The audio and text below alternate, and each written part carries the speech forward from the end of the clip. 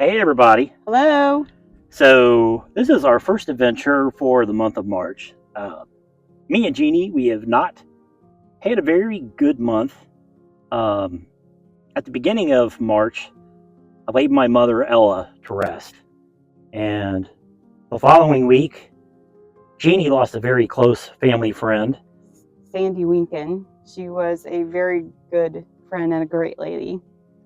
So when we decided to resume our adventures, it's like I knew pretty much in my mind exactly where I wanted us to hike. We are in Laurel County, Kentucky today, and we are just a few short miles from where my mother was raised and grew up and lived for quite a big portion of her young life. So all the spots that we're going to today are going to be in Laurel County. Lots of hiking and lots of things to see, so stay with our adventure and I hope you enjoy it. Let's take a hike. So, the first location that we're heading to today is supposed to be like the fourth largest arch in the state of Kentucky. It's called Fishtrap Bridge. And the information that we had pretty much said you needed to go down this road, and it kind of turned into a Forest Service road. And then there's another Forest Service road that came out to the left. And they warned that you pretty much need a 4x4 vehicle, like a lifted 4x4, if you're going to take this other Forest Service road. And they were not kidding, because this thing is rutted up real bad. So unless you got a 4x4 vehicle, I don't recommend trying to take it up this road, because just in the very first portion of it, you could see it's very, very rutted up, very rough. So my recommendation is park on the side of the road. There is enough spot for a little pull out. And like around the corner from where we parked, the road kind of goes up a little bit, and there's a family cemetery that's got probably spots where you could probably park maybe 2 or 3 cars right there. So if you ever come to find Fishtrap Bridge, just know that you're not going to take the Forest Service road unless you have a 4x4 vehicle. The road coming up to it, it's definitely not worth trying. You're going to get stuck. I mean, coming down right here, you could see just how pitted up and rutted up this road is. So this is better to do it by foot. So when I first learned about this natural bridge, the people that were out hiking were out doing a backpacking trip on the Sheltowee Trace. So we just found the trail marker where the Sheltowee comes up. Now this isn't on the Sheltowee Trace, but we certainly found the marker for it. And boy, I think they want us to turn left here. I mean, because if you see all these trees, they're all painted arrows heading to the left. There's flags on the trees here, and that's pretty much the road going down to Fishtrap, and that's the way we're heading.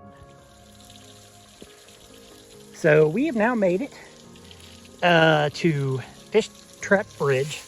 The information that we had as far as distance was definitely off. It's 2.5 miles one way to this natural bridge. Now, the cool thing is that the area that it's in, I mean, we've been to a lot of arches, and usually, you know, there's a lot of either limestone or sandstone cliffs in the area where you find these natural arches. But this is kind of like a depression out in the woods.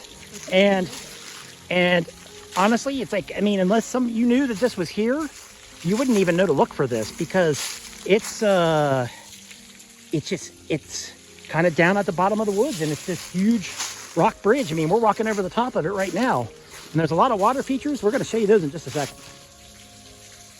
So seeing the natural bridge from this angle, it's pretty impressive. This thing is huge. I mean, it actually looks like it's bigger than Lad Natural Bridge from our Washington County video that we took a few weeks ago. This thing is massive. It has a pretty neat little waterfall feature, you know, coming down right there. I mean, but you can see like the daylight coming through the back side of the bridge, and you can see like the whole rock area. That's the area that we just walked over the top of just a minute ago in order to get down here. But we're gonna kind of go down to the bottom and check this thing out.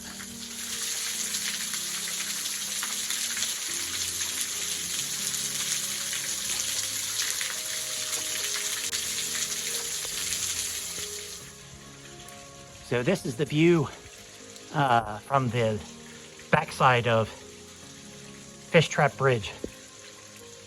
And gotta say, it's pretty impressive. Was it worth the 2.5 mile hike, Jeannie? Yes, absolutely, yes. Yeah, Absolutely. I mean, always love to. It's got a little waterfall, it's so cute. Always love to visit arches that we've never seen before. And I've seen it in pictures, but This is awesome. you know, pictures and video, it doesn't really do this thing any justice like most arches. And definitely one of the largest in Kentucky. One of the largest ones that I've been to in quite some time. I think like the last one that I've been to that might be larger than this is probably Skybridge. But it's awesome. You gotta come check this one out.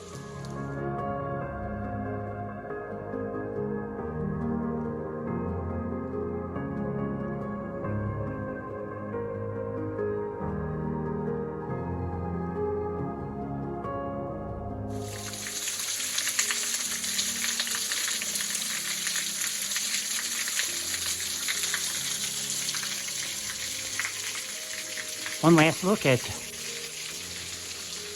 Fishtrap Bridge.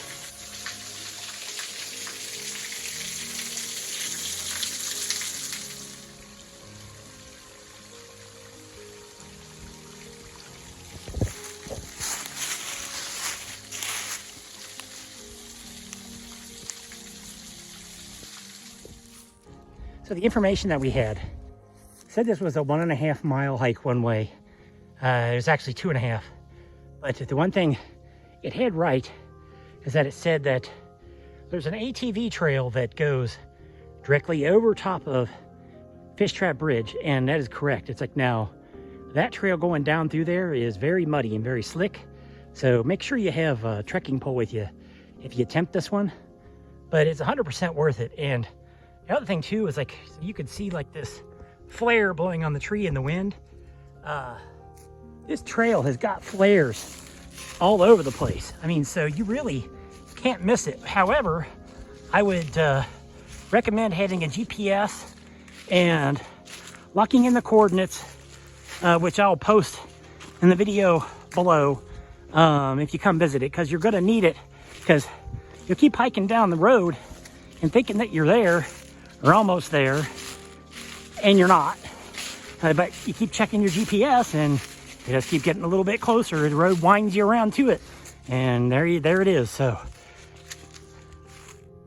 okay, so we just made it back to the car from Fishtrap Bridge.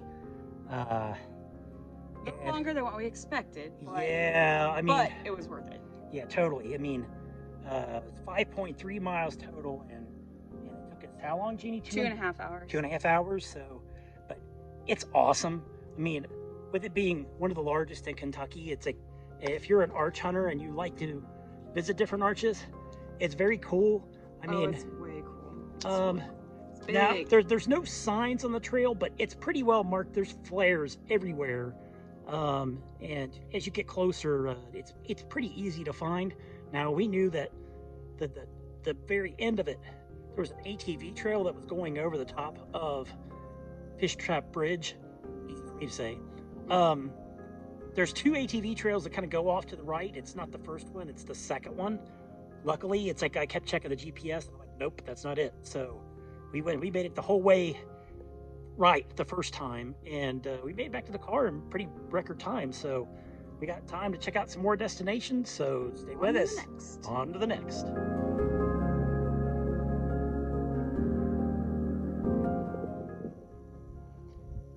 We've made it to our next location. We are at the Daylight Twin Arches. And the great thing about these arches, it's right next to the road. So no hiking involved. And after we just did a 5-mile hike, it's kind of nice to find a curbside attraction, even though there's no real curbs. But you know, this is a pretty neat little double arch down here. It's just about tall enough for me to walk through. I mean, so it's probably not quite 6 feet in clearance, but it's pretty neat. Definitely worth a stop by if you haven't seen this one.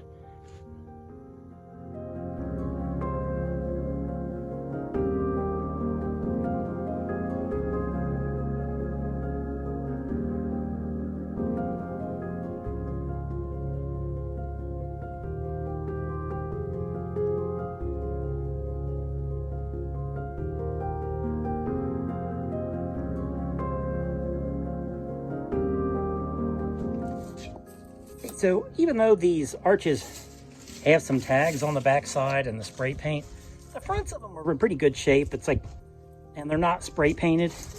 And the rock formations are still pretty cool to see. So for these being roadside arches, it's definitely worth stopping by here, especially if you're going to see some other things in the area. And for our next location, it's actually right off of this road that we're on right now, so it's a pretty cool little roadside attraction.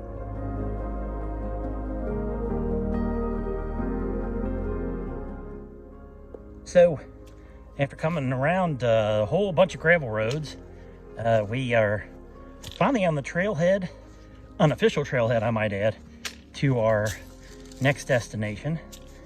We are on our way to Pine Island Double Falls. Now this trail, according to the GPS, it's only supposed to be like 0.6 of a mile or something like that. So after already doing a 5-mile hike today, we're kind of glad that this one is a short one. So I don't know if this will be our last destination for the day. Depends on how much daylight we have left and how long it takes us to get back out to the main road when we're done. But so far it's looking pretty good, so we'll see what happens. But we'll show you what it looks like when we get there. So we're on our way down to Pine Island Double Falls, and I don't actually know if this is like the tributary going directly into the falls down below, but this one is pretty nice. I don't know if it actually has a name or not, but it's a pretty nice little stop. It's like if you find the trail and you want to do Pine Island Double Falls. So I would say this for the Pine Island Double Falls Trail. It's got flares down in the middle, down by the creek bed. That's, you know, fairly easy to follow. It kind of looks like it wants you to go along the creek side. And then there's no flares to be seen. And you're kind of like, okay, where the hell does the trail go? We can't find it. It's like, but luckily, because we're coming later in the day, we saw a couple kind of coming up over this ridge, and then we saw where the trail continued at, but it's not marked at all, so just keep that in mind. But on the way down to the falls, you kind of follow along this cliff line, but you have to get down below it in order to get there. Not exactly easy to find, but we're finally on our final descent to the Pine Island Double Falls. So coming down the bottom of this ridge line, there's really cool iron deposits in the side of these cliffs. It's really beautiful. But the star attraction is coming up here in just a minute, as soon as we figure out our way down.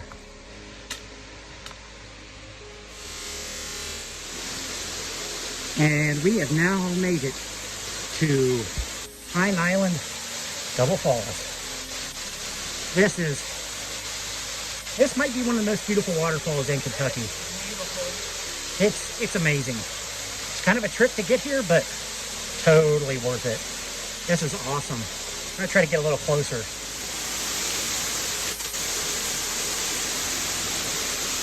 I want to get on that rock.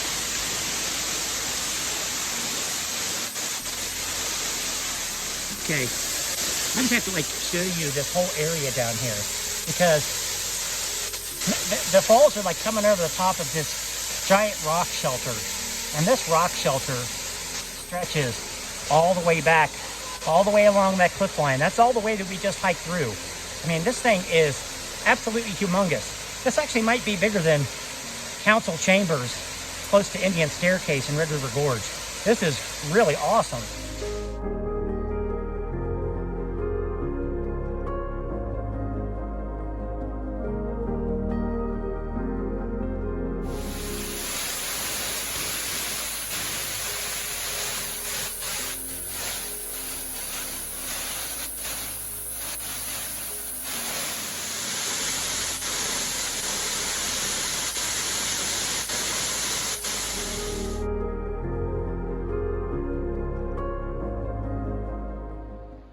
So on our way back up from the Pine Island Double Falls, we saw this like little side trail that I'm pretty sure this is like a false arch because this looks like two boulders just kind of like slammed together. But it kind of has like a triangular opening, easily tall enough for somebody to walk through all the way to the end. You know, it's like, and you turn around and there's the big triangular opening. It's pretty neat. Definitely. There's a little trail. You can see it pretty obvious when you're coming back, so definitely worth checking out if you check out Pine Island Double Falls.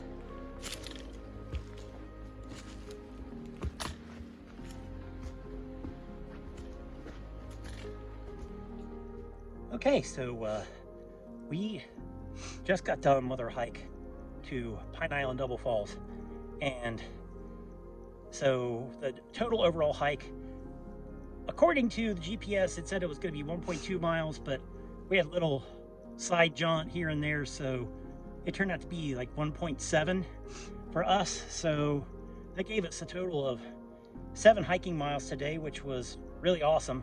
But It was beautiful out. yeah, I mean, it was beautiful. The falls were amazing, but right now we're running out of daylight.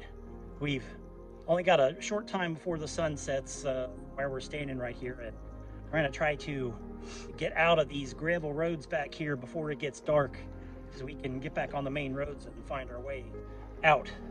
But we hope you enjoyed our adventure. We thank you for watching, and if anything else, get out and hike. Have a great day, everybody. If you like our video, please like and subscribe. Thank you.